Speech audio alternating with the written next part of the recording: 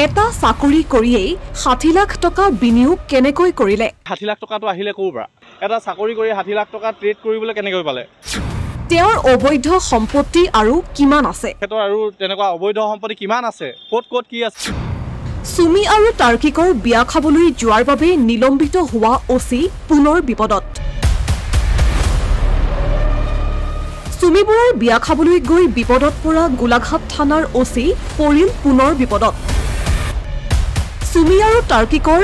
ৰাজস্থানৰ উদয়পুৰৰ ডেষ্টিনেশ্যন ৱেডিঙত অংশ লৈ চাকৰিৰ পৰা নিলম্বিত হৈছিল গোলাঘাট থানাৰ ভাৰপ্ৰাপ্ত বিষয়া জিতুমণি ডেকা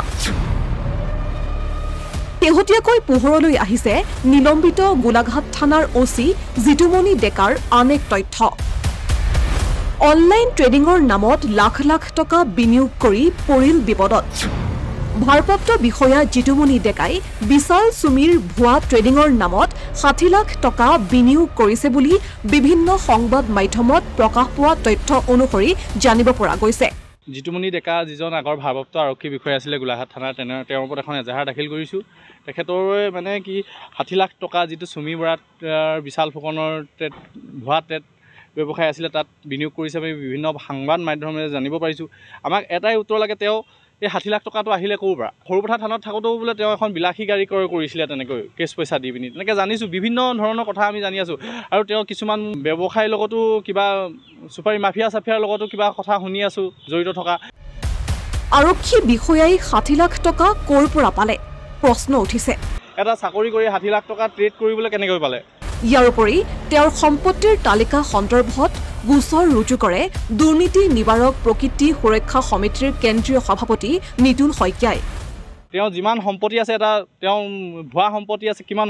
বৈধ সম্পত্তি আছে তাৰ পৰীক্ষা কৰক আৰু তেখেতক অতি সোনকালে মানে এটা গোচৰ ৰুজু কৰি জেল হাজতলৈ পঠিওৱাৰ ব্যৱস্থা কৰক অকল নিলম্বন কৰিব কেইদিনমানৰ পিছত আকৌ তেখেতে চাকৰিত যোগদান কৰিব তেনেকৈতো নহয় সেইকাৰণে আমি অসম আৰক্ষী আমাৰ বিশ্বাস আছে অসম আৰক্ষী অতি সোনকালে জিতুমণি ডেকাৰ ওপৰত এটা গোচৰ ৰুজু কৰক ইফালে কেৱল নিলম্বন কৰিয়েই দায়িত্ব সামৰি নাথাকি জিতুমণি ডেকাই 60 লাখ টকাৰ উৎস আৰু তেওঁৰ বৈধ অবৈধ সকলো সম্পত্তি সন্দৰ্ভত সঠিক তদন্ত কৰিবলৈ দাবী জনাইছে সংগঠনটোৰ সভাপতি নিতুল শইকীয়াই ইতিমধ্যে গোলাঘাট আৰক্ষী থানাত দাখিল কৰিছে এজাহাৰ উক্ত বিষয়টোৰ সন্দৰ্ভত গোচৰ ৰুজু কৰি অতি শীঘ্ৰেই জেল হাজতলৈ প্ৰেৰণ কৰাৰ বাবে অসম আৰক্ষীক দাবী জনাইছে সংগঠনটোৰ সভাপতি নিতুল শইকীয়াই অতি সোনকালে মানে জিতুমণি ডেকাৰ ওপৰত এটা গোচৰ ৰুজু কৰিব লাগে আৰু তেখেতক মানে ন্যায়িক জিম্মালৈ পঠিওৱাৰ ব্যৱস্থা কৰিব লাগে অকল যে চাকৰি বা বৰ্খাস্ত কৰিয়েই দায় সাৰিলে নহ'ব তেওঁ কিছুমান দুৰ্নীতিপৰায়ণ কাম কৰি আছে মানে বিভিন্ন জনৰ মুখে ৰাইজৰ মুখে শুনিবলৈ পাই থাকোঁ আৰু তেওঁনো 60 লাখ টকা এটা চাকৰি কৰি 60 লাখ টকা ট্ৰেড কৰিবলৈ কেনেকৈ পালে বা আৰু তেখেতৰ আৰু তেনেকুৱা অবৈধ সম্পত্তি কিমান আছে ক'ত কি আছে সকলো তদন্ত আমাক ৰাইজক লাগিব আৰু এই জিতুমণি ডেকাক অতি সোনকালে আৰক্ষীয়ে কাৰায়ত্ব কৰক তেখেতৰ ওপৰত আমি এটা গোচৰ ৰুজু কৰিছোঁ আৰু তেখেতক অতি সোনকালে জেল হাজতলৈ পঠিওৱাৰ ব্যৱস্থা কৰক অসমীয়া প্ৰতিদিন ডিজিটেল সংবাদ গোলাঘাট